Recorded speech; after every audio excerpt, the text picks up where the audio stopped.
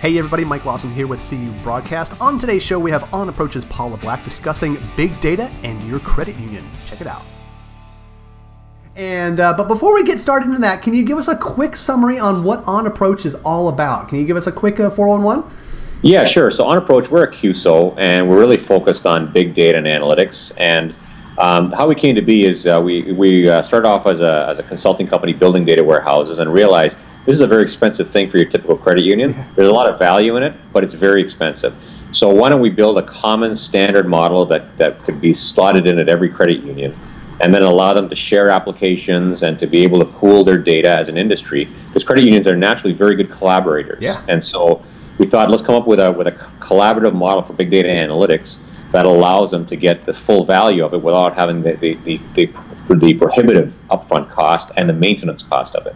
Right, right. And we've all heard the term big data by now. It's been around quite prevalently for 3 or 4 years now, even in the credit union industry, which kind of has a little behind the curve sometimes when it comes to this stuff, but rightfully so. They want to wait until they see things that are proven and then they all dive in. But we're kind of out of the big data 101 thing now, and we're moving into more specific, refined applications. How has it evolved over the last few years? I mean, what is big data today as opposed to what it was a couple of years ago? Yeah, so I think the change, what's driving big data is the internet and the ability to collect and create information on the internet, right? So you look at a company like Amazon, you know, people provide ratings, they make purchases. It wasn't possible years ago to track that information to that level. And so it's creating data exponentially every single day. And that data is very rich because it's actually telling you what people like, and they're coming to expect you to understand what it is they want and to recommend things based on their habits, right, on their purchasing habits.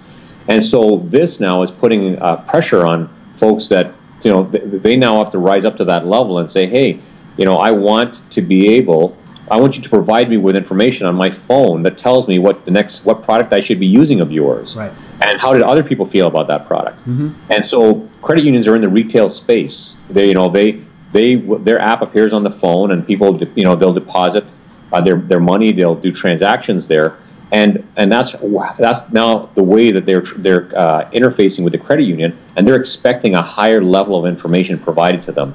And credit unions just aren't there today. Right, right. And so what are a couple of things that they can do to get there? And then we'll talk about some examples of what credit unions are doing today.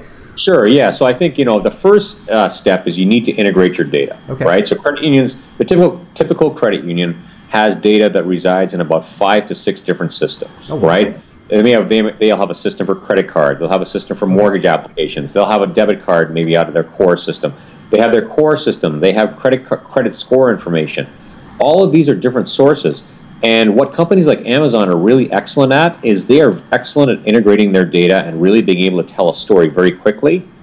Credit unions are not there. So step one is they've got to get their data integrated, right? You've got to pull it all together. And then once it's pulled together, and it's integrated, you need to start studying that data to look at trends, purchase trends, things that you can recommend, maybe new market opportunities that you haven't thought about before, new offers to your members because you've done some basket analysis and you realize, hey, if they've got these 2 products, they're most likely to have this.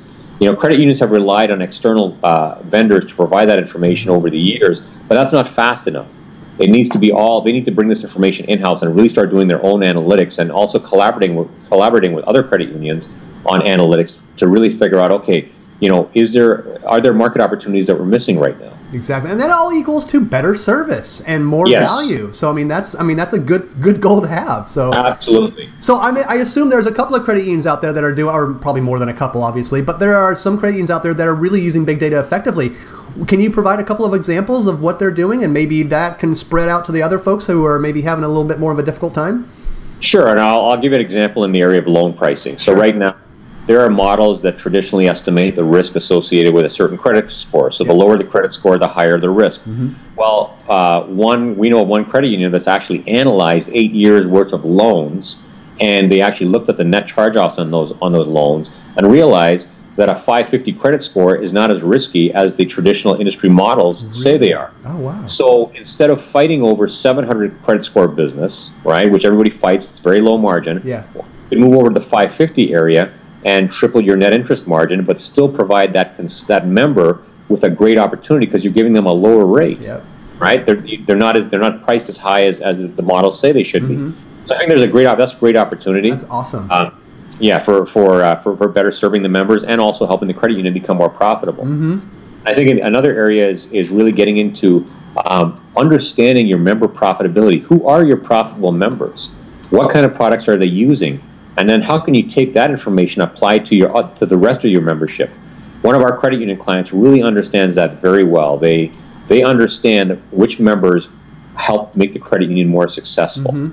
And they're studying their habits and then now figuring out how to apply those or to make offers to their other members to get them up to that level. So imagine if you're able to get all your members purchasing your products the same way that your high-value members do, that's going to help give the whole credit union a lift. Exactly.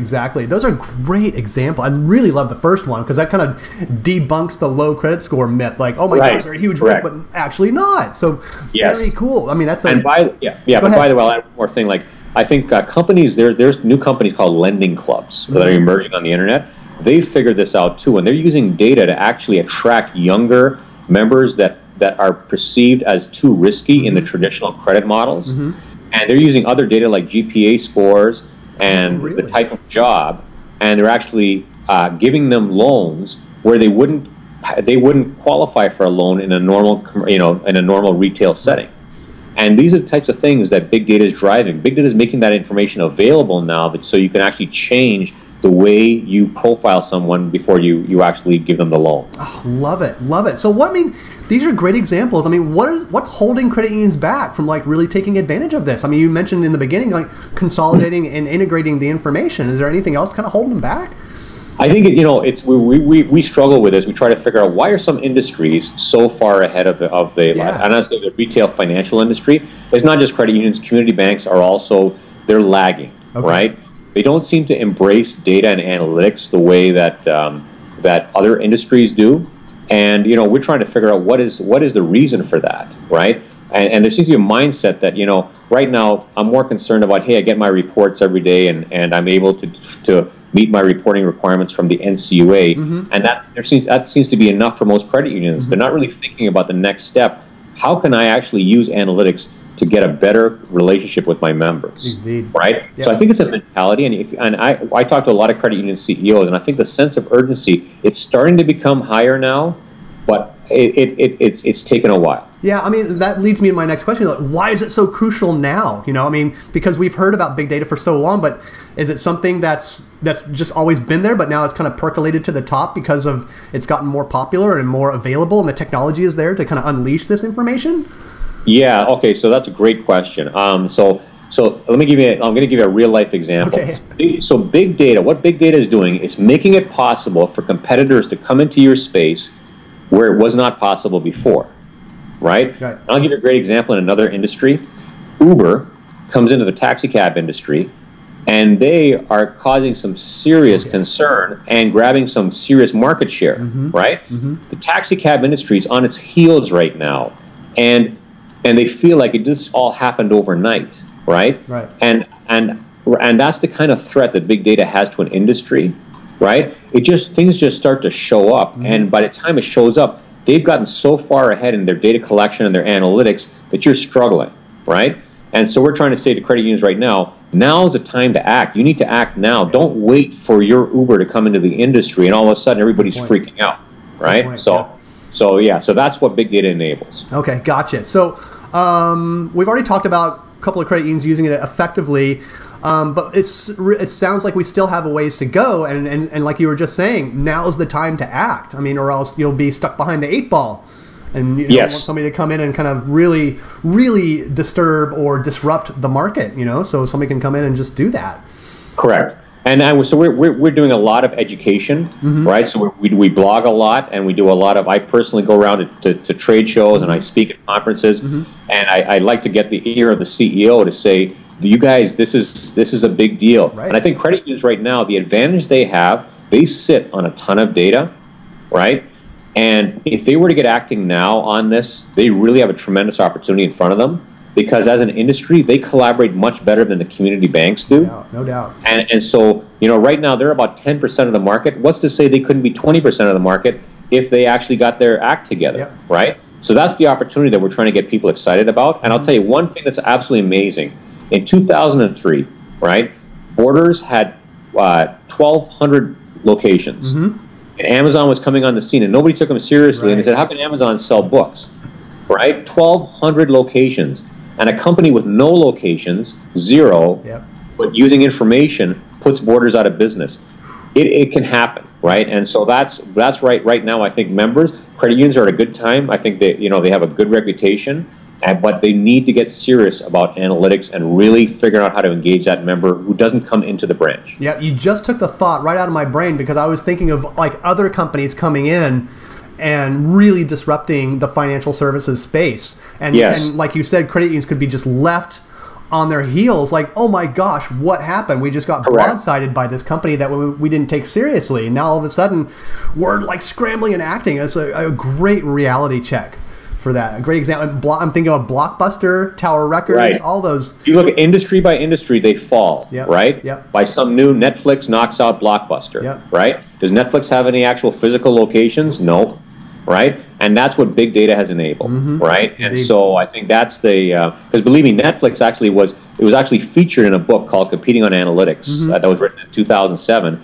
They know their ratios. They actually rewarded, they got in trouble for it, but they were rewarding the members that didn't order movies as often by giving them faster delivery because they were more profitable. And analytics led them to that, right? Oh, but that's how these companies work, and that's where I think credit unions have to get, that's where the opportunity is for them. I agree. All right, sir, to wrap up, what's the next big data arena that can benefit credit unions in the future? What's on the horizon? What can we look forward to? Or is there? I think, where members may ask for things, or today, I think the next wave is we're going to suggest things that we know work for them, and they're not even going to have to think about it. So their next product is actually going to be suggested to them based on their profile. Okay.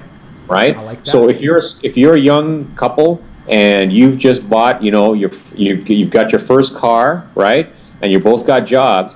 Well, we're gonna assume that you're probably looking for some type of home because you're renting right now. So we're gonna push a product out to you that's very friendly to you to get into a home loan. Right, and that's what I think the next generation is going to look like for credit union offers. Gotcha. I can also see setting up college funds for your kids, retirement, vacation, all that type of stuff. Wow, yeah. Well, this is exciting. I've always said, like the past few years, this is a really exciting time to be in the financial services industry. It is because of technology like yours and other people out there. It's just everything's moving so fast. But gosh, if you can really harness it, man, it's really kind of fun right now. Actually, I think there's a renaissance that's going on in this industry, and I think if we all get together and get this rolling, this is going to be a very positive thing for everyone. It's very exciting. I agree. Great message to end on, Paul. Thank you so much for taking time out of your day. Appreciate it.